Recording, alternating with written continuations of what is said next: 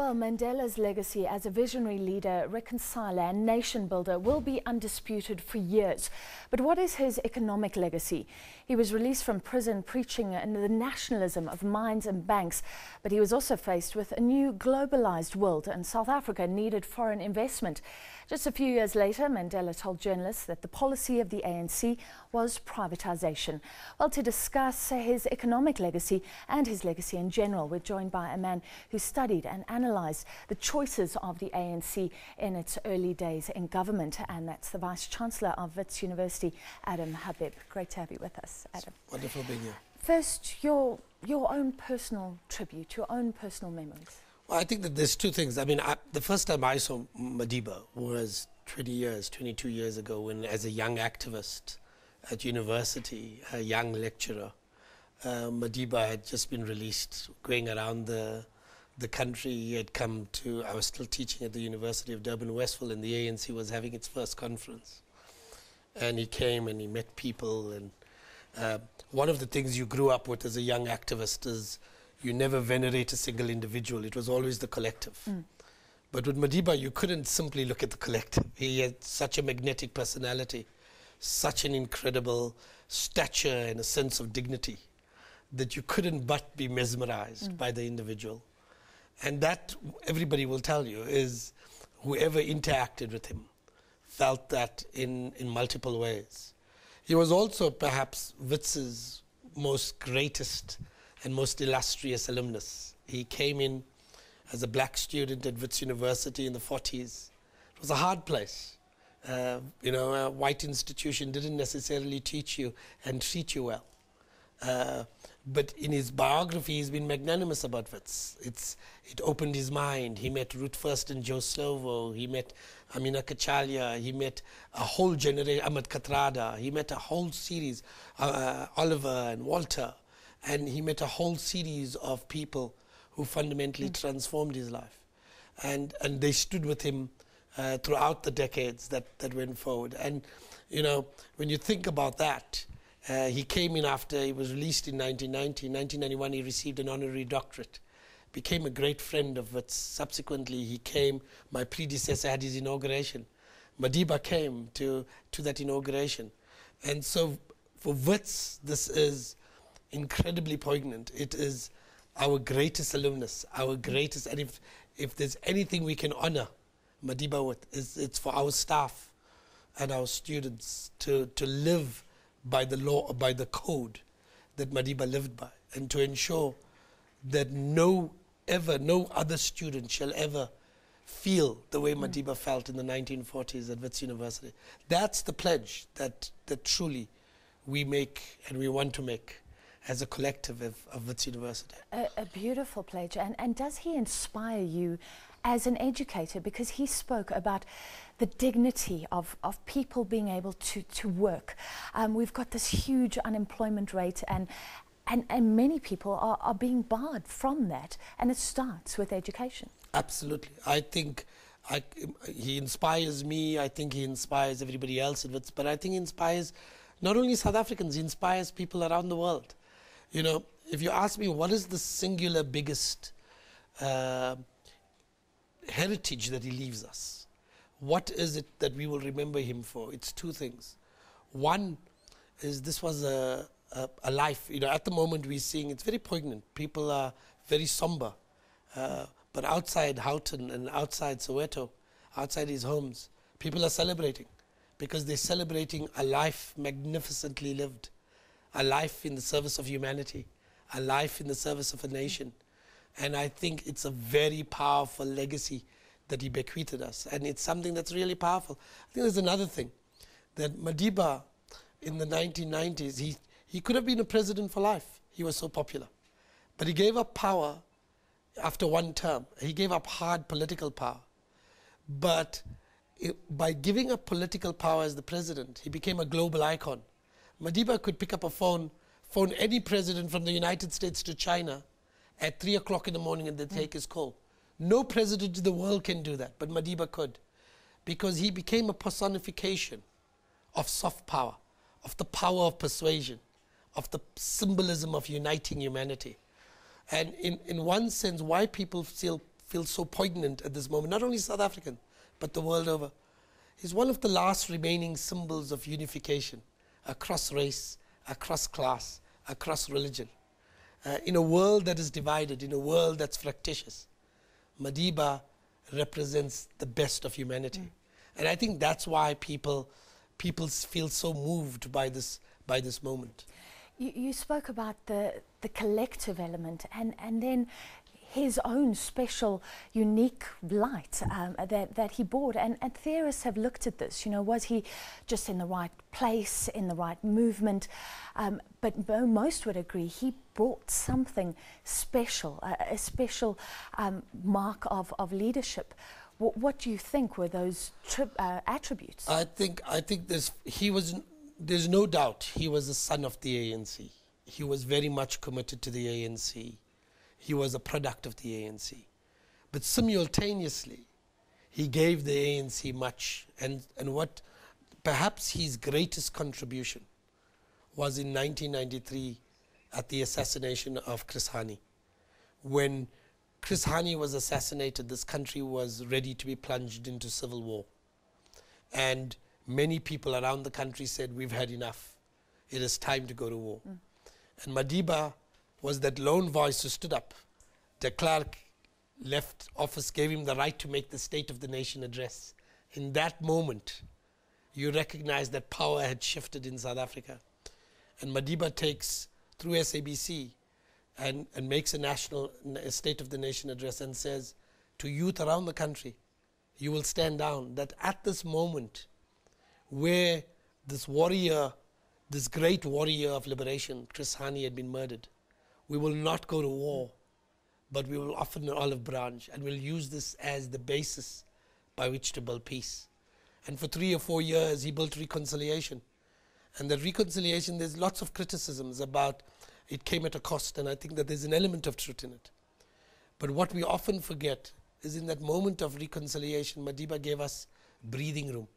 He gave us the breathing room to build institutions, to root a democratic parliament, to root a free press, to root an independent judiciary. And in a sense, he bought us time to build a democratic South Africa. And so in 2013, we have problems. We have inequality, poverty, corruption. But one thing that is clear is South Africa will move forward as a democratic society. And that legacy, that bequest is Madiba's bequest, and the bequest of his actions between 1993 and 1996 and 1997. And I think that's why South Africans look to Madiba, because he gave birth in a real sense to the South Africa that we know today. There was also an economic cost, because he had this developmental agenda. He wanted to redistribute wealth to black people who had been left out of the economy. But in the end, he chose not to take wealth from white people. So we're still coming to terms with, some people say, a lack of transformation. But do you think he knew how long it would take? You know, there's two things in relation to that. The first and the most obvious is that, you know, I think we made mistakes economically. I think we did make mistakes in adopting a very conservative macroeconomic agenda. That doesn't mean that we should have gone the socialist mode. It meant we had to strike the right balance. And the imposition of Gia raised and divided the ANC and divided society in significant ways. And it had some benefits. It brought interest rates down, it brought our debt levels down, it stabilized our economy. But it did come at the cost of employment. It did come at the cost of inequality. Inequality in this country has increased every single year since 1994 till 2013, every single year. Madiba was never a saint. He never not made a mistake. The greatness of Madiba is he acknowledged his mistake. In 2001, 2002, he said, the way we implemented GEAR, elements of GEAR may not have been right.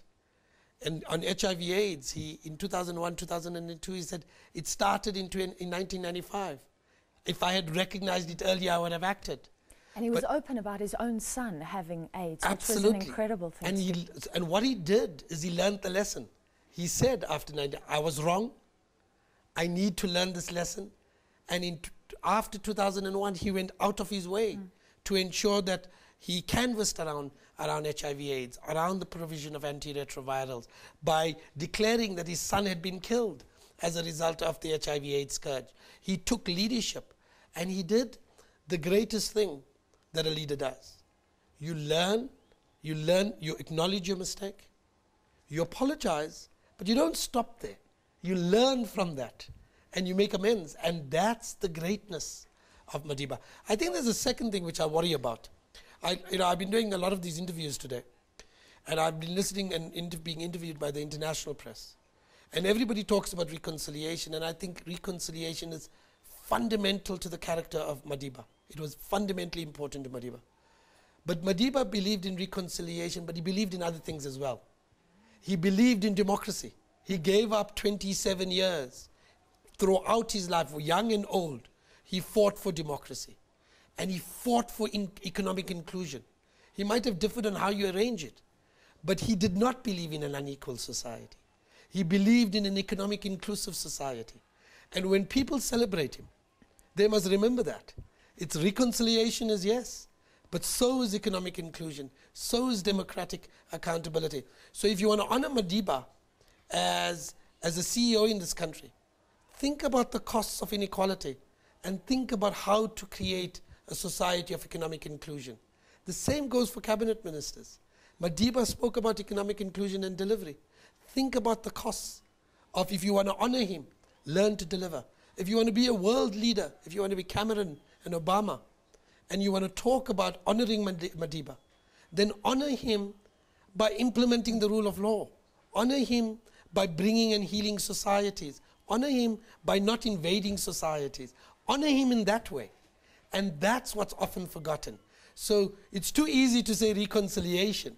I think reconciliation defined him. But I think economic inclusion defined him. I think healing societies defined him. Madiba was he protested at the war in Iraq. He protested at some of the invasions that happened. He stood his ground. He was very angry that those kinds of things happened. And if we want to truly honor him as world leaders, honor that legacy by not ensuring that that doesn't happen again. And for me, if we want to truly honor this great leader, then do so in the best way possible. Not by platitudes, but by actual action. And I think if we do that, what we can only create is a more equal world, a more healed world. And if we do that, we truly honor Madiba's legacy. You're right. I mean, whether he went too far, not far enough, he wanted economic inclusion. If we look at the economics, he also wanted foreign investment. Is that a huge thing that he basically said South Africa is now open for business. We want to be part of this global economy and a player. Yes, and he said that Madiba was both a nationalist and a cosmopolitan being. He was both African and he was human. He was an internationalist and a nationalist. That's what he was. Is foreign investment in our society needed? Absolutely. Because that investment can create jobs, that investment can create inclusion. But the question is, what kind of foreign investment? How does that foreign? It depends what you do with that foreign investment. If you come and invest in this country and pay people starvation wages, if you come and invest in this country and use shambok on workers, that's not what Madiba stood for. Madiba stood for investment in this economy, but he also stood for training people. He also stood for creating entrepreneurs. He also stood for making sure that that economy grew not only in the interest of the investor, but in the interest of the worker, in the interest of the consumer. That's what Madiba spoke about. Well, you're absolutely right, because those early laws protected workers, giving them the right to strike, the right to minimum wages. I don't think he envisaged the kind of strife that we're seeing at the moment. Do you think that he presumed business and workers would learn to negotiate, would learn to respect each other's rights? I think absolutely. And I think Madiba would have wanted a deal where workers, business, the state come together and they develop a vision for the economy and create a vision. Madiba's greatness was his ability to moderate expectations. What he allowed us to do is not to look at our short-term interest, to sacrifice sometimes our short-term interest for the long term. That's what he was so capable of doing in his prison, in making the kinds of concessions in the negotiations process. And that's what we miss in bringing together a common vision. You want to bring a common vision together? Then we have to say, how do we make this work? And part of it means we moderate our expectations before we ask poor people to moderate their expectations.